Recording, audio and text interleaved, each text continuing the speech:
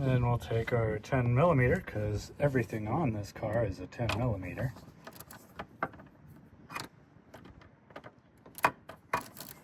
And take it off.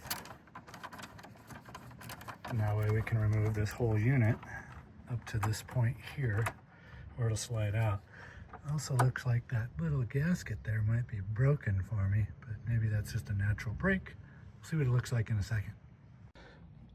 Going to put my air box back on, and I noticed my little rubber gasket is broken.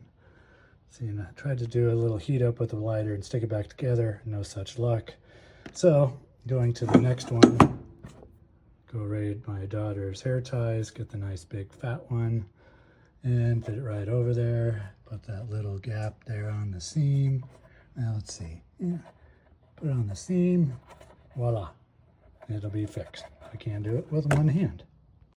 Now that that's out of the way, there is our water pump right there. Just got those couple of bolts on the top there, bottom, and this electrical plug over here to undo. And then we should be able to switch that out. All right, now we'll need to drain the fluids. We've got this one here. We also got this one up here. Go ahead and need to change both those fluids. How do we drain that? Well, this one, I think you're gonna have to suck out with like a turkey baster type of setup. This one, the drain plug for the radiator, all the way down there, and you can just see that little gray knob. We're gonna loosen that up and dump it into a pan to collect it so we don't spill it everywhere. Okay, I pulled that little gray plug, it screws out. A little hard to get with just my fingers, so I had to use some pliers to give it a little start, and I was able to pull it out. It does come all the way out. Don't need to take it all the way out. Take it out about a quarter of the way, or almost all the way. Screw it back in a couple turns. Pull your cap, and away she'll flow. There's what I used to unloosen it with. And what I'm catching it with, just an old 1 gallon radiator fluid bucket that I cut a hole in the top of. Makes for easy disposal later. All right, got it back in. I didn't bore you with what had to get it there, but this is what you're gonna need. I got a wrench, small extension with a wobbly, and I got about a 6-inch extension next to that 4-inch extension, plus a 12 millimeter wrench, floppy head. It's nice because it has the ratcheting side. I didn't really use this side, I used the ratcheting side for 2 of them. And I was able to get it out, had it out and replaced in about 20 minutes. Had a little bit of a distraction, but yeah, I could probably do it in about 20 minutes. But that's what it's gonna take to get that back in there. Got it plugged back in. And since I had it out while I was there, I went ahead and cleaned off down there with the hose, and also blasted the hose back out through my radiator to clean out any bug guts and stuff that are on the front side of the radiator. So it's looking a lot better and cleaner and can get some good air through there and good flow. All right, thanks for watching. And voila, nice sealed gasket. We get that put on. And voila, that's back in there. Nice tight seal. Shouldn't have any blow by going back to my filter. And then I'll get this all reattached and we should be good to go. Oh, and I did put a gallon of antifreeze in this.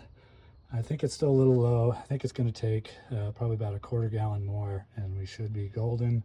I'm going to take it for a quick rip, get it heated up, and we'll see where we're at. And I guess this is what it looks like when I got it off. This is the one I replaced. Looks like it was replaced before, being that it's this ASEAN.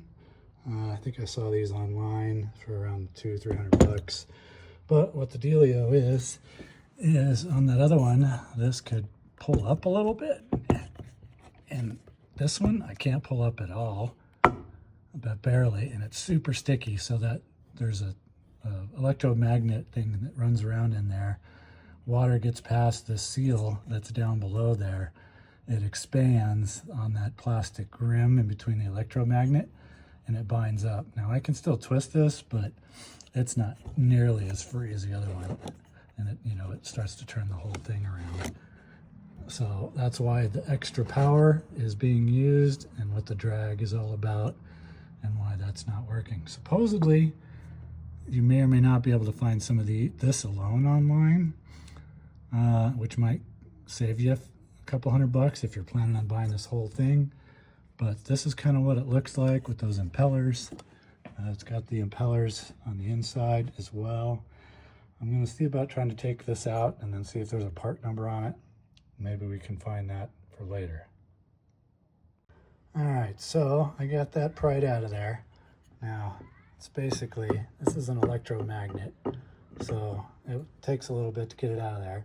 When it's good, it comes out really easily, but when it's bad, it kind of wants to stick in there.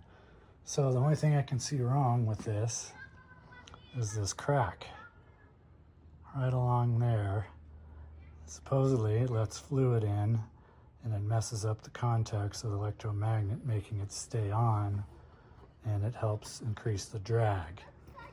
So, only part number I can find on there is that, which is the number 11.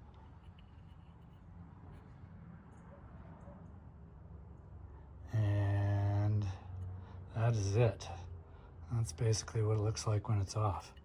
So, if there is a way to get this electromagnet off and replace it, or if there's just a way to get a new impeller, we'd be golden. But yeah, see how it's even deformed. Kind of messed up the whole magnetism type thing there, blew it out. So that's the replacement part if we can find one. I'll look online, and if I post this, if I find it, I'll share in the comments or whatever it is below. Thanks. Oh, and you can really see this thing did get hot. This is blued. I hope that camera's picking it up, but it is definitely blued on there. So I don't know, maybe it's a good thing to change the motor, being that has got so hot. But everything else internally looks good, but that doesn't spin, just that electromagnet thing spins. So being that it was deformed, it made that thing pretty darn toasty.